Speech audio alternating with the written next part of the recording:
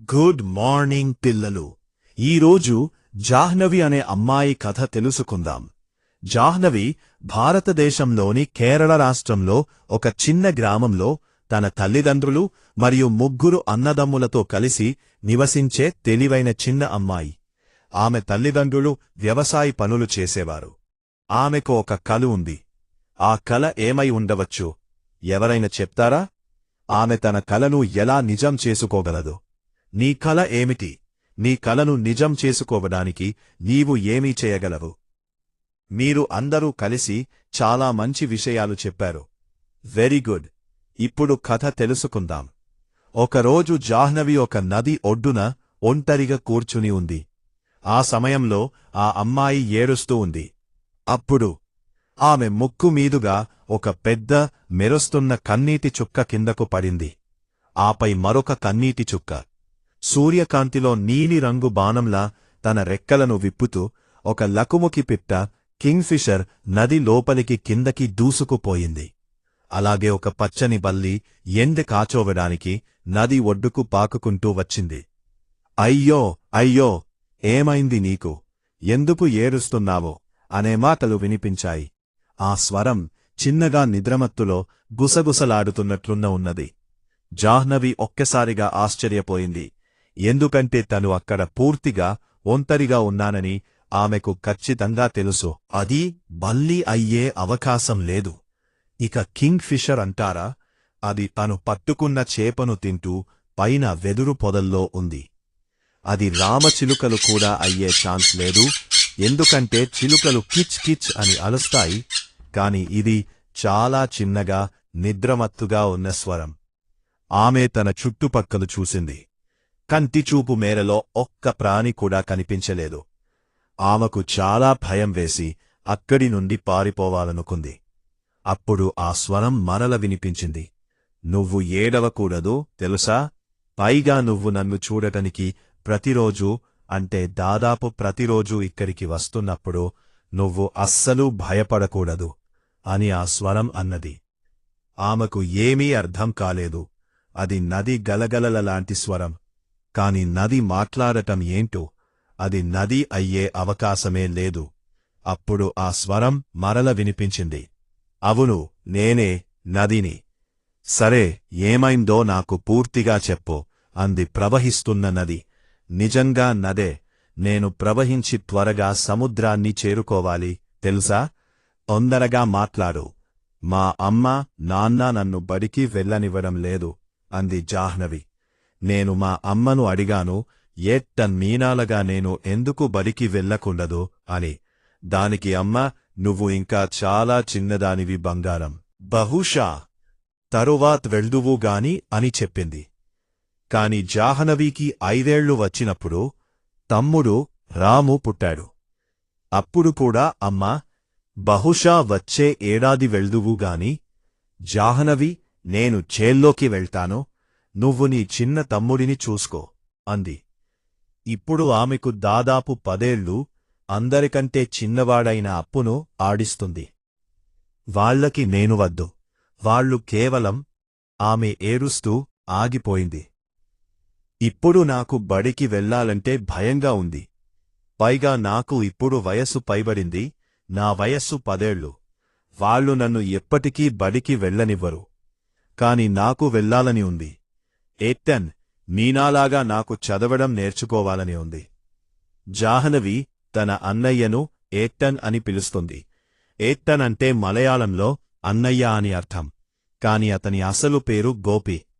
పసుపు రంగు పువ్వుల్లో ఉండే సాలెపురుగులు పసుపు రంగులోనే ఎందుకు ఉంటాయో, వెదురు చెట్లు ఎందుకు గలగలా శబ్దం చేస్తాయో, చంద్రుడు ఎప్పుడూ కొండల వెనుకే నుండి ఎందుకు వస్తాడో, మరోవైపు నుండి ఎందుకు రాడో, వరిచేల నీళ్లలోని చిన్న చిన్న చేపలు కప్పలుగా ఎందుకు మారతాయో, ఇవన్నీ నాకు తెలుసుకోవాలని ఉంది. ఆగు అంది నది. నీ ప్రశ్నలతో నాకు ఊపిరి ఆడకుండా చేస్తున్నావు. ఇన్ని ఎందుకులా? చంద్రుడు ఎక్కడికి వెళ్తాడో నేను నీకు చెప్పగలను అంది నది రహస్యం చెప్తున్నట్లుగా. అది సముద్రం వైపు కిందకు వెళ్తుంది. నేను చూశాను. అది ఎప్పుడూ ఒకే మార్గంలో వెళ్తుంది. కొండల మీదుగా కిందకు సముద్రం వైపు. సరిగ్గా నాలాగే. చిన్న తమ్ముడు రాము కూడా బడికి వెళ్తున్నాడు అంది జాహ్నవి. పాపం, ఆ బడి సముద్రం ఒడ్డున లేదు అంది నది. ఒకవేళ అక్కడ ఉండి ఉంటే నిన్ను నాతో పాటు తీసుకువెళ్లేదాన్ని తెలుసా? కాని నిజానికి నేను అలా తీసుకెళ్లలేననుకో. నీ పాదాలు తడిసిపోతాయి. అది అస్సలు మంచిది కాదు. కాబట్టి నువ్వు చెయ్యగలిగింది ఒకే ఒక్క పని ఉందని నేను అనుకుంటున్నాను. నేను ఏదైనా చెయ్యగలనా అని అడిగింది జాహ్నవి. అదంతా నీ చేతుల్లోనే ఉంది అంది నది. నాకైతే అమ్మాయిలు కూడా అబ్బాయిలతో సమానంగా ఏదైనా చేయగలరని అనిపిస్తుంది. వాళ్ళు అబ్బాయిల కంటే వేగంగా ఈదగలరు కూడా. నువ్వు ఒక్కరోజు ఉదయాన్నే అలా మెల్లగా వెళ్ళి ఆ బడిలో కూర్చుని అక్కడ ఏం జరుగుతుందో విను. బహుశా ఆ ఉపాధ్యాయుడు నిన్ను అక్కడే ఉండనిస్తారేమో. నేను అలా చెయ్యలేను అంది జాహ్నవి రొప్పుతో. నేను చెయ్యలేను. వాళ్ళు నన్ను భయపెడతారు. నన్ను బయటకు తోసేస్తారు. నది నవ్వింది. నువ్వా? భయపడటమా అంది నది. నువ్వు ఆ పచ్చని బల్లెకిగాని వెదురు పొదల్లోని పాముకిగాని. జాహ్నవి ఒక్కసారిగా ఉలిక్కిపడింది. లేక ఆ వంతెన మీదుగా గడగడమంటూ వెళ్లే పెద్ద పెద్ద రైళ్లుకుగాని భయపడినప్పుడు దీనికి భయపడతావా? రైళ్లు చాలా శబ్దం చేస్తాయి. నాకు ఓడలంటేనే ఇష్టం అంది నది. వెదురు పొదల్లో పాము ఉంటుందనే విషయం జాహ్నవికి అప్పటివరకు అస్సలు తెలియదు. ఓడలు అంటే ఏంటి అని అడిగింది జాహ్నవి. పెద్ద పడవలు అంది నది. అవి ఎంత పెద్దవంటే వందలాది మంది ప్రజలను తీసుకెళ్లగలవు. పైగా రాత్రంతా వెలిగే దీపాలతో సముద్రం మీద ప్రయాణిస్తాయి. జాహ్నవి శ్వాస బిగబట్టింది. అవి ఇక్కడికి వస్తాయా అని అడిగింది. రావనుత్తా అంది నది. అవి చాలా పెద్దవి తెలుసా? నాకు చందు యొక్క క్యాటమరాన్ చాలు. చందు చేపలు పట్టుకుని అమ్ముకునే వ్యక్తి. చందు క్యాటమరాన్, చిన్న పడవు తెప్ప చాలు. ఏదో ఒకరోజు చందు నిన్ను ఓడను చూపించడానికి తీసుకెళ్లగలడు. వాళ్లు నన్ను అస్సలు వెళ్లనివ్వరు అని జాహ్నవి బాధగా మూలిగింది. ముందు బడికి వెళ్లడానికి ప్రయత్నించు అంది నది. గుర్తుంచుకో, అదంతా నీ చేతుల్లోనే ఉంది. జాహ్నవి ధైర్యాన్ని కూడగట్టుకుంది. మరుసా రోజు ఆమె రొప్పుతూ శ్వాస తీస్తూ తన చిన్న తమ్ముడు అప్పును భుజంపై పెట్టుకొని ఎలాగోలా బడికి చేరుకుంది. ఉపాధ్యాయుడు పాఠం చదువుతుండగా తలుపు దగ్గర నిలబడి వినసాగింది. అది అశోకుడు అనే యువరాజు గురించిన కథ. ఆయనే ఆ తర్వాత గొప్ప రాజు అయ్యాడు.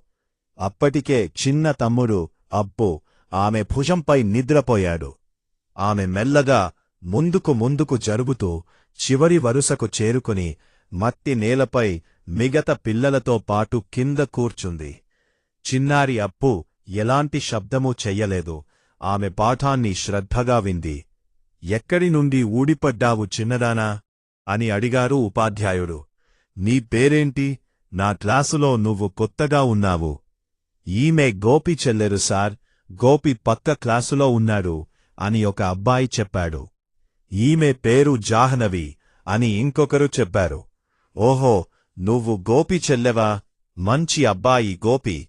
నువ్వు నిజంగానే మా బడికి రావాలని అనుకుంటే జాహ్నవి అని ఉపాధ్యాయుడు చెప్పారు. మేము మీ నాన్నగారితో దీని గురించి మాట్లాడతాము. నువ్వేం కంగారు పడకు. మనమొక మార్గాన్ని వెతుకుదాం. మరుసటి రోజో సాయంత్రం జాహ్నవి దీపం వెలిగిస్తున్నప్పుడు ఉపాధ్యాయుడు తమ ఇంటి గేటు మెట్లు ఎక్కి రావడం చూసింది. ఆమెకు వాళ్ల నాన్నగారు ఆందోళనగా ఉన్నప్పుడు చేస్తే అలవాటు ప్రకారం తన బుగ్గను గీరుకోవడం కనిపించింది. అలాగే ఉపాధ్యాయుడు తలూపుతూ ఏదో చెప్తున్నారో కాని ఆమెకు అది సరిగ్గా వినబడలేదు. ఆ తరువాత అమ్మ అంది, చిన్నారి జాహ్నవి, నువ్వు బడికి వెళ్తే నేను నిన్ను చాలా మిస్ అవుతాను. అమ్మాయిలు కూడా వాళ్లకు కావలసినంత చదువుకోవాలి. నేను నీ వయసులో ఉన్నప్పుడు నాకు బడికి వెళ్ళాని ఉండేది. కాని మీ అమ్మమ్మ వద్దు అంది. కాని ఇప్పుడు ఆ మాస్టారు వచ్చి మీ నాన్నతో మాట్లాడటం నాకు చాలా సంతోషంగా ఉంది. అప్పుడు జాహ్నవి అంది, అమ్మా, నేను పెద్దయ్యాక టీచర్ని అవుతాను. మన ఊరిలో ఇంటింటికి తిరిగి చిన్న పిల్లలందరినీ నా బడికి రమ్మని అడుగుతాను. నేను నేర్చుకోబోయేదంతా ఆ అమ్మాయిలందరికీ నేర్పిస్తాను. మరుసటి రోజు ఉదయం బడి ప్రారంభం కావడానికి కంటే ముందే ఆమె చేల మధ్య ఉన్న దారిగుండా నదిని కలవడానికి వెళ్ళింది. నేను సాధించాను అని నదితో చెప్పింది. నాకు భయం వేసింది, కాని నేను చెయ్యగలిగాను. వాళ్ళు నన్ను బడికి వెళ్ళనిస్తున్నారు. నేను నా పేరు రాయడం, లెక్కలు చెయ్యడం నేర్చుకోబోతున్నాను. అలాగే మన వరిచేల నీళ్లలోని చిన్న చిన్న చెపలు కప్పలుగా ఎందుకు మారుతాయో కూడా తెలుసుకోబోతున్నాను. దానికి నది నిద్రమతుగా నవ్వుతూ చక్కలి గింతలు పెట్టినట్లుగా అనడం ఆమెకు వినిపించింది. మళ్ళీరా చిన్నదానా, సముద్రం మీద ప్రయాణించే ఓడల గురించి నీకు అన్నీ చెప్తాను.